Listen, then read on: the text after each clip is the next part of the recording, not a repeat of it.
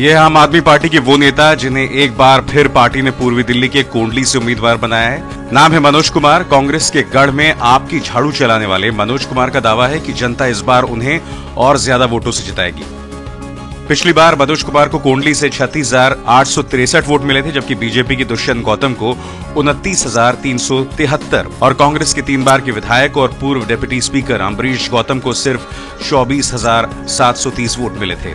पिछली बार चुनावों से एन पहले हुए एक स्टिंग ने आम आदमी पार्टी के नेता मनोज कुमार को खूब पहचान दिलाई थी, लेकिन इस बार मोदी लहर पर सवार बीजेपी का दावा है कि जीत उसी की होगी, जबकि कांग्रेस का कहना है कि लोग अब 15 साल के कांग्रेस के कार्यकाल को याद कर रहे हैं।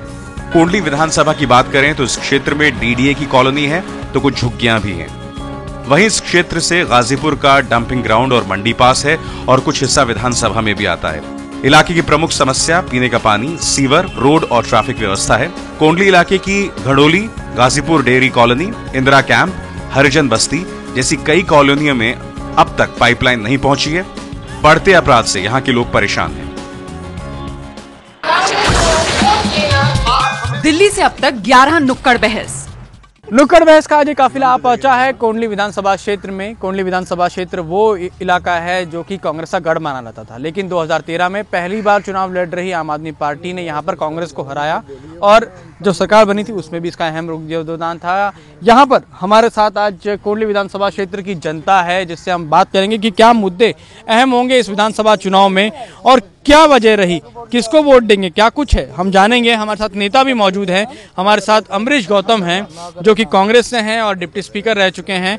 हमारे साथ मनोज कुमार हैं जो कि आम आदमी पार्टी से हैं, मौजूदा विधायक हैं। और हमारे साथ दुष्यंत गौतम हैं जो कि बीजेपी के हैं और 2013 में यहाँ से चुनाव लड़ चुके थे। सबसे पहले मनोज जी आपसे ये सवाल कि आपको ऐसा क्यों लगता है कि 2013 में जब लोगों ने आपको जिताया तो दोबारा अब जब चुनाव होंगे तो आपको लोग मौका देंगे?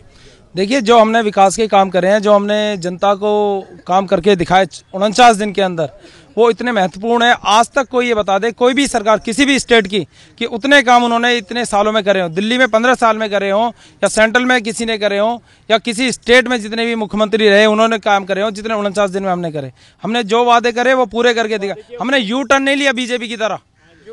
हम कांग्रेस से पूछते ये कह रहे हैं कि 15 साल में ऐसा आप काम ही नहीं कर पाए जो इन्होंने 49 दिन में कर दिया और इसीलिए लोग जो है इनको दोबारा चुना।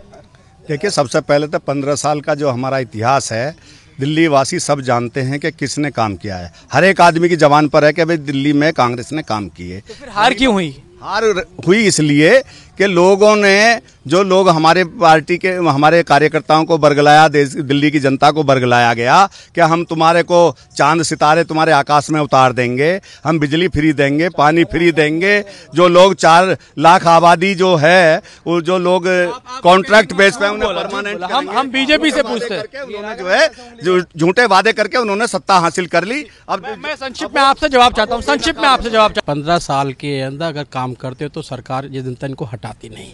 इन्होंने यहाँ पे बूचड़ खाना बनाया, इन्होंने मेट्रो कनेक्टिविटी यहाँ पर नहीं दी, इन्होंने तीनों थाने उनके नाम इस विधानसभा के नाम पर नहीं, गाँव को जो सम्मान देना चाहिए वो सम्मान नहीं देने पाए। जहाँ तक कि भ्रष्टाचार की बात करते हैं, दलित नेता हैं, 674 करोड़ रुपया दलितों का अनुजातीय वर्ग का जो उनके विकास पे, बच्चों की शिक्षा पे, स्वास्थ्य पे, स्कूलों पे खर्च होना चाहिए था, जब इन्होंने कॉमनवेल्थ गेम में खर्च कर दिया, इस पर किसी ने आवाज उठाई क्या? उनकी किसी ने आवाज नहीं। ये कहते हैं हम पे भ्रष्टाचार का बताओ, क्या ये चाहते हैं शीला दीदी सुगलू कमेटी की रिपोर्ट निकालो, शीला दीदी से अंदर चली आएगी, आज ही चली आएगी। और जो नेता गए इनके, वो क्या भ्रष्टाचार में नहीं थे क्या? वो लगता है कि आपको एक सवाल ये कि अभी के विधानसभा चुनाव के परिप्रेक्ष्य में पूछता हूँ कि क्या आपको लगता है कि ये जो कह रहे हैं 49 दिनों में उन्होंने बहुत शानदार काम किया, वो कह रहे हैं 15 साल में, कि आपको लगता है ऐसा हुआ है? यहाँ की जनता समझ चुकी है, जो व्यक्ति 49 दिन के अंदर भाग सकता है तो वो आगे अगर उसको देंगे तो उस क्या हालत रहने वाली है उसकी। दूसरी आप ये कह रहे हैं कि 49 दिन में आप भागे, आप पे विश्वास नहीं जताएगी? देखो जी, 49 दिन में भागे, ये बार बार कह रहे हैं भागे, इनकी छाती पे बैठे हुए पैर ठोक के, क्या आगे दिखाओ हिम्मत है तो। 1 साल होने जा रहा है, क्यों इनकी हवा निकली हुई थी दिल्ली में चुनाव कराने के लिए? सहयोगी से पूछते हैं, ये कह रहे हैं जो आपके पुराने सहयोगी जिनके समर्थन से सरकार बनाई इन्होंने, ये कह रहे हैं कि वो बीजेपी को रोके हुए हैं और दोबारा यही आएंगे। देखिए, ये दिल्ली के जो सम्मानित जनता है वो जवाब देगी। हमने जो काम किए हैं, जैसा कि अभी दुष्यंत जी कह रहे थे कि इन्होंने जो है 15 साल में कुछ नहीं किया, तो वो दिल्ली के लोग जवाब देंगे उसका। सबसे पहले हमारे यहाँ पे ट्रैफिक, पानी और बिजली, ये तो समस्या है। और गड़ोली डेयरी फार्म को सन 1975 में अलॉट हुई थी, आज तक पानी नहीं मिला। भारतीय जनता पार्टी ने आते ही पानी नहीं मिला। क्या मुद्दे रहेंगे आपके? देखिए यहाँ पे ना चाहे कांग्रेस की सरकार हो, उसने भी बिजली के दाम ऐसे बढ़ाती चली गई। बीजेपी की सरकार ने आई, वो भी बिजली के दाम ऐसे बढ़ाती चली गई। बीजेपी की सरकार नहीं बनी अभी तक दिल्ली में। बीजेपी की सरकार नहीं बनी है यहाँ पे केंद्र सरकार चला रही है ना यहाँ पे, तो सरकार आप इस तरह से ले रहे हैं। ये बताइए आपके लिए क्या अहम रहेंगे मुद्दे? 15 साल में कांग्रेस की सरकार ने इतने काम किए कि दिल्ली को बदल के रख दिया। समर्थक मालूम होते हैं। ये बताइए आपके लिए क्या अहम मुद्दे हैं यहाँ पे? हमारे लिए अहम मुद्दे जो है बिजली, पानी और सड़क का। बिजली पानी है। बिजली पानी के मुद्दे पे ये बताइए, आप लोगों ने कहा था जब आप आएंगे तो बिजली और पानी के लिए बहुत कुछ करेंगे, लेकिन आपने 3 महीने के लिए किया। प्रावधान 3 महीने का था। देखिए जितना था उतना हमने करके दिया। हम दोबारा चुन गए तो इसको लाइफ टाइम करने आए थे ना? हाँ, तो लाइफ टाइम करते बिल्कुल करेंगे, लाइफ टाइम भी करेंगे। इन्होंने 3 महीने का इसलिए रखा कि इन्होंने सरकार छोड़ के भागना था, इसलिए 3 महीने का लगा। खजाना लुटा के इन्होंने। आप ये कह रहे हैं कि खजाना लुटा दिया? देखिए, दिल्ली की जनता ने जो ये देखा है, कहीं खजाना नहीं लुटाया। दिल्ली के एक एक पैसे का हिसाब हमारी मुख्यमंत्री देने को तैयार थी। क्या इन्होंने खजाना लुटाया? बिल्कुल जी, वो जग जाहिर है, सबके सामने है कि किस तरह दोनों हाथों से इन्होंने लुटाया।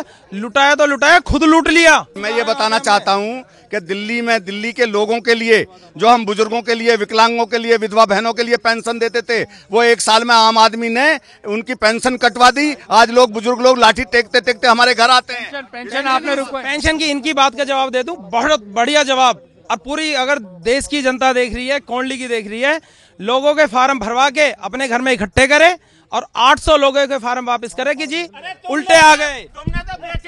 और हमने सारे के सारे, हमने सबकी, हमारे पास 460 पेंशन आई और लोगों की फ्री में पेंशन बनी। ये आखिरी सवाल है। ये इनकी दोनों की पोल खुल रही है। एक ने फार्म बेचे, एक ने कैंसिल करा के फार्म बेचे। हम आत्मसात करते हैं कि लगातार सबको पेंशन देंगे और फ्री पेंशन देंगे। एक सवाल ये कि आपको लगता है अभी भी कि विधानसभा में आपको जीतने का मौका मिलेगा? इस बार लोग फिर से देंगे आपको मौका? देखिए, मुझे अपने कोंडली विधानसभा क्षेत्र के लोगों पे पूरा भरोसा है। जितने हमने उनकी सेवा की है, उस सेवा के बल पे हमें लोग दोबारा जिता के भेजेंगे। आपको है भरोसा कि इस बार पूर्णतः भरोसा है। और जिन्हें भरोसा नहीं है, देखो अपने मुंह से अपनी तारीफ कर रहे हैं जी। अब पूरा 49 दिन के काम में हमने जो करा वो पब्लिक ही ने दिखा देगी कि इस बार क्या होगा। इन्हों की बात का जवाब दूं, पहली डिबेट में इन्होंने कहा था कि 7000 से जीता था, 14 से जीतूंगा, उतनों से हार के आए हैं। आपको लगता है कि ये जो दोनों दावे कर रहे हैं, उसके बाद भी यहाँ पर इनकी दावों का जवाब जहाँ की जनता देगी? त्राही कर रही है। आज जहाँ की जनता मोदी की साथ है। मोदी जनता जो है वो जवाब देगी और उसी का इंतजार करना चाहिए। यहाँ पर फिलहाल राजनीतिक माहौल गर्म है और देखना है कि इसका यहाँ पर होगा क्या। लोग फिलहाल यहाँ पर इस तरह से जो जवाब है उनका अपना अपना जवाब है, लेकिन देखना है जनता क्या फैसला करेगी।